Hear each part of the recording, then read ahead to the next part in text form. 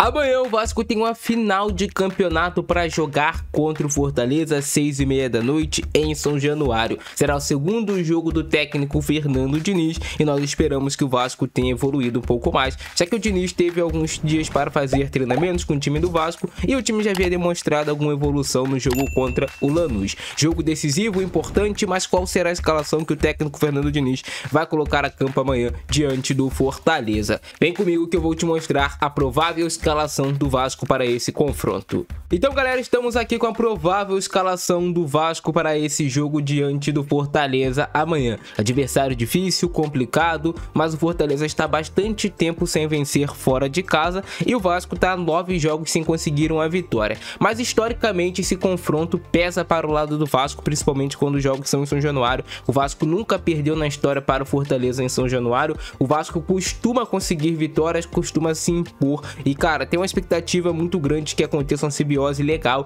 entre esse time do Vasco, do Fernando Diniz e a torcida em São Januário. Então é também de suma importância que o torcedor que vá amanhã para São Januário, que apoie os 90 minutos, que eu tô crendo que o Vasco pode sim sair vencedor, pode sair com esses 3 pontos. Coincidência ou não, desde que o Vasco saiu de São Januário, não conseguiu nenhuma vitória. Pode ser que agora com o retorno à nossa casa, pode ser que com esse retorno à nossa casa, o time vai conseguir os 3 pontos. O Vasco vai com Léo Jardim no gol, goleiro titular do Vasco. A dupla de zaga será formada novamente por João Vitor e Luiz Gustavo. O Maurício Lemos está em um processo de recuperação para voltar aos gramados. Já fazem 10 jogos que ele está de fora do time do Vasco, mas o Luiz Gustavo é um zagueiro que vem agradando a torcida. É claro que ainda é um jogador jovem e inexperiente, mas ele mostra muitos pontos positivos. É um zagueiro que tem coragem para sair jogando e para você funcionar com o Fernando Diniz, você precisa ter essa coragem. É claro que você vai errar também, mas você também vai acertar e quando você acertar, você pode quebrar uma linha de pressão adversária e deixar o Vasco em ótimas condições para atacar.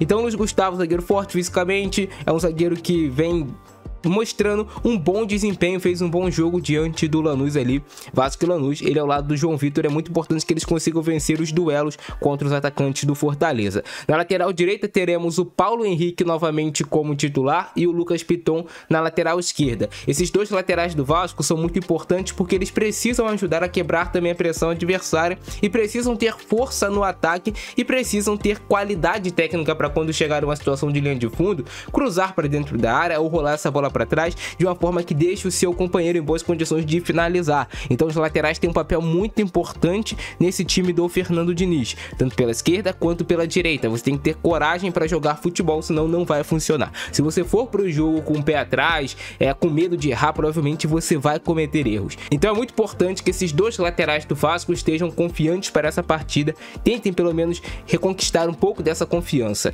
A dupla de volante será Hugo Moura e Tietê. Hugo Moura foi expulso no último jogo quando ele foi colocado como zagueiro, mas era pela Sul-Americana. No Campeonato Brasileiro ele pode jogar normalmente, então o Hugo Moura será novamente esse primeiro volante do Vasco, com o Tietê tendo um pouquinho mais de liberdade de chegada à frente. Tietê foi um dos melhores jogadores do Vasco no jogo contra o Lanús, porque assim, o Tietê é um jogador que ele já trabalhou mais de 2 vezes com o técnico Fernando Diniz. Então ele é um cara que já sabe o que o Fernando Diniz gosta para os seus times, sabe a movimentação que o Diniz gosta e já entende o que o técnico pede. Então ele já está à frente dos demais em relação a isso no elenco. Então por isso até o Tietê ganhou essa vaga de titular, fez um bom jogo diante do Lanús. É claro, a gente sempre espera do Tietê uma evolução, que ele consiga ajudar os demais companheiros, até porque é um jogador vitorioso, já foi muitas vezes campeão na carreira. Então ele é um cara que é para ter uma confiança inabalável, assim, o Tietê, muito experiente. E aí você tem no trio de meias do Vasco, o Vasco vai a campo novamente com seu 4-2-3-1, esse trio de meias do time do Vasco,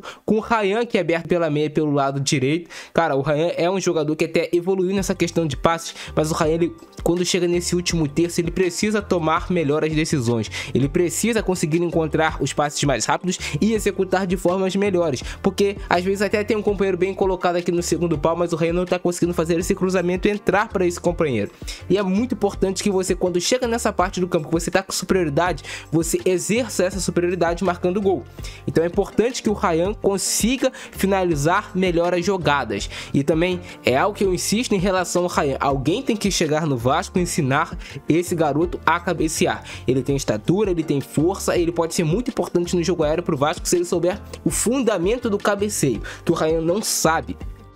é nítido, é claro que o Ryan tem muita dificuldade de colocar as cabeçadas dele em direção ao gol, de subir no tempo certo. Então é um trabalho que dá pra você fazer e melhorar o atleta, cara. Depois do treino, pega ali 10 minutos, fica treinando cabeceio com alguns jogadores que são bons nesse quesito, com alguém também ali da comissão técnica que pode melhorar, o Ryan pode evoluir nisso. Felipe Coutinho vai jogar como meio armador do time do Vasco, como esse camisa 10, a gente sabe o papel que tem o Felipe Coutinho de abaixar muitas vezes aqui para dar esse passe de um pouco mais de qualidade, mas a gente sabe onde o Coutinho pode ser mais perigoso, que é próximo ao gol, para finalização, para um passe diferente. Então o Coutinho, tudo bem ele vir em alguns momentos aqui ajudar a quebrar essa pressão do adversário, mas a gente precisa do Coutinho nesse entrelinhas aqui também em muitos momentos. O Nuno Moreira vai jogar novamente também como titular nessa meia pelo lado esquerdo. O Nuno Moreira é um jogador muito importante, porque quando ele tá bem, o time do Vasco cresce, tanto que faz o time do Vasco crescer, porque tecnicamente o Nuno Moreira é muito bom. Então é possível que o Vasco já tenha entendido mais o que quer o Fernando Diniz e possa realizar de forma melhor.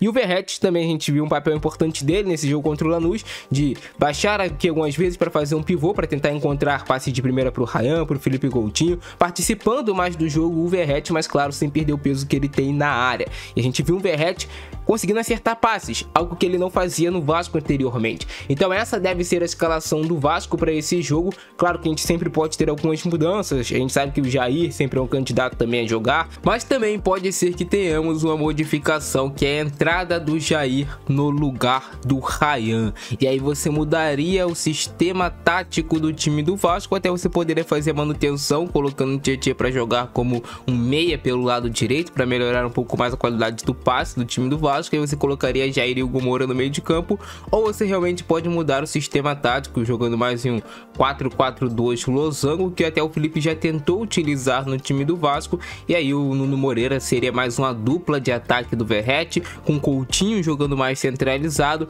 o Tietê aberto mais pela meia pelo lado direito, o Jair aberto mais pela meia pelo lado esquerdo aqui, né, formando uma trinca de volantes com o Hugo Moura. Assim o Vasco traria um pouco mais de sustentação ao meio de campo, uma quantidade maior de jogadores com qualidade para trabalhar essa bola, mas pode perder um pouco em velocidade. Meu medo é esse meio de campo ficar um pouco lento, e aí você teria que utilizar bastante a ultrapassagem dos laterais pelo lado do campo. Você ganha em qualidade com o Nuno também por dentro, baixando em vários momentos para fazer o jogo no time do Vasco.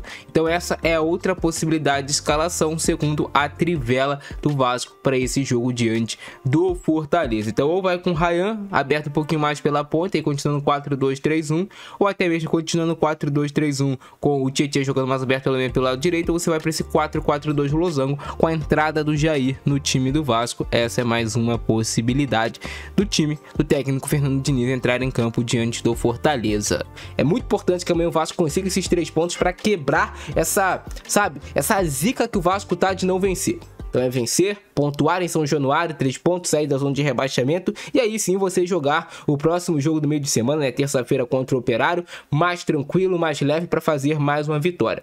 Então é isso, cara, essa é a provável escalação do Vasco.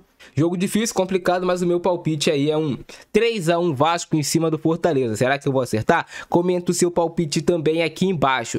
O próprio Payet já treina com bola e em breve deve retornar também ao elenco do Vasco, aos relacionados do time. Mas é isso, cara, deixa o like, se inscreve no canal, ativa o sininho.